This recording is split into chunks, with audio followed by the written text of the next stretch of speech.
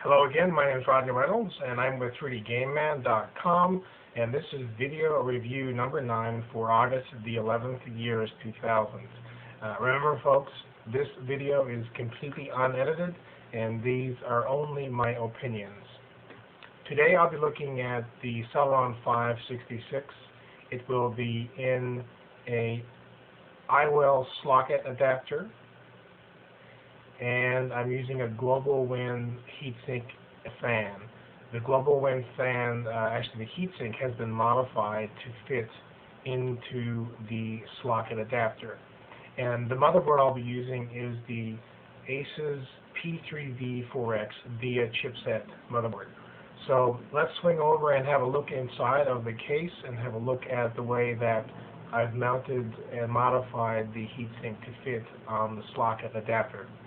So let's swing over right now. Okay, so what we're looking at here is the heatsink fan mounted to the IWell socket into the the Asus P3V4X motherboard. And we have in the system as well a Annihilator Pro or DDR, a Sound Blaster card, and a network card. And if I actually remove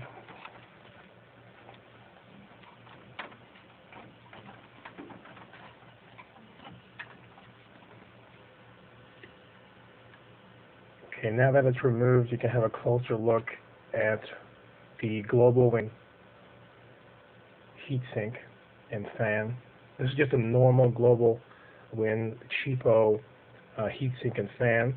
If you look a little closer right here, you'll see the modification that I've done to make it basically lie flat, because without this modification it's very difficult to get this heatsink to sit properly. And if we take a shot through the center here, you can see that it's pretty tight on there. The temperature I'm getting at 850 is around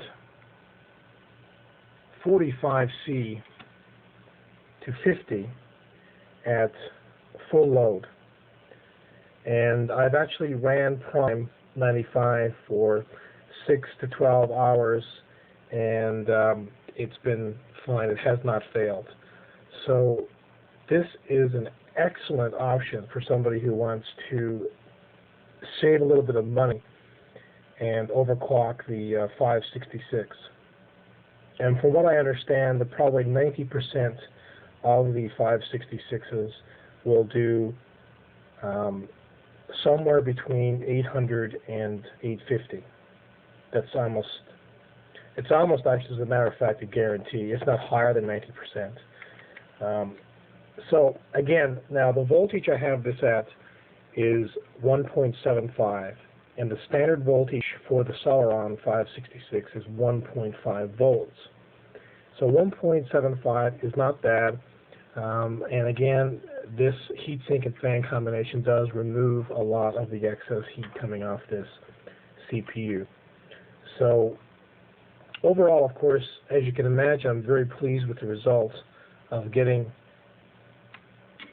850 out of the CPU, considering that the CPU itself is $170 Canadian, which is extremely affordable. Of course, you will not be getting results like you would if you had a Pentium 3, but still, the cost is much lower. I have tried higher than 850. The front side bus I have now at 100, and the multiplier is 8.5. I tried 103 times 8.5. Was not stable. It did boot in, but it was not stable. With maybe a Peltier and water cooling or an alpha heatsink and fan combination, that might be possible. However, very highly unlikely. And just to prove my point, the system is quite happy at 850 Celeron, Intel Celeron 850 megahertz processor, of course. So there we have the post screen.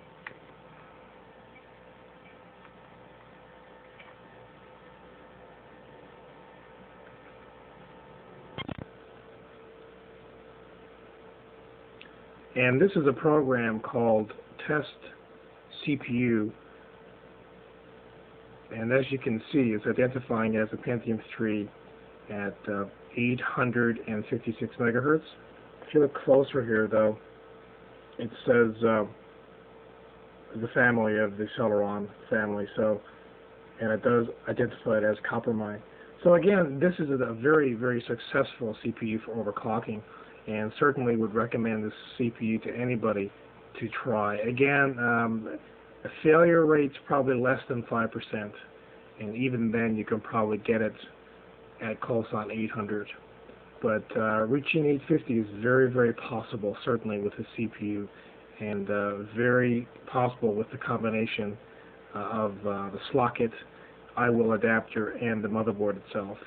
Also, I did try this in a 8-bit SE6, which is the i815 motherboard, and there was no problems at 1.75 volts. In that motherboard, 850 was possible as well. So I don't think this CPU is dependent at all on, it might be dependent on the slot, a good quality socket adapter, but that's about it. I think these Celerons will pretty close do 800 to 850 no matter what you put them in. So I'm going to go back and sum this review up. So to try and sum this review up, it's true. All these people who are saying they're getting the 566 to 800 to 850 is certainly very, very true. I was very pleased to pop this CPU in the system and right off the bat do 100 frontside bus, get 850 from it, and actually only go to 1.75 volts, which is fine if you have a good heatsink and fan. I know some people are going to 1.95 volts, which personally I think is a bit too high for this CPU, considering that it's rated at 1.5 volts. So to wrap up this review, what do I give this CPU? 10. This is an excellent CPU. It's highly overclockable and very affordable. So go ahead and get one. You know, if you're in the market for something that you want for cheap and it will give you performance, certainly this will do it.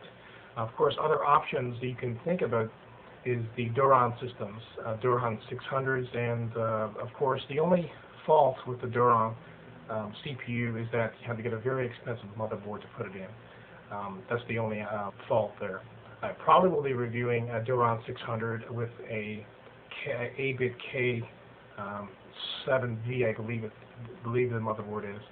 But again, the motherboard is very expensive, so that's the only downside. A very cost-effective thing to get a Celeron 566. Any kind of motherboard would, I'm sure, overclock the CPU quite successfully. So yeah, so 10, so 100%. Excellent CPU. Again, my name is Rodney Reynolds, and this is 3D Game Man. And if you have any questions about this review or past reviews or anything on the site, just remember to email me at gameman@3dgameman.com. Take care.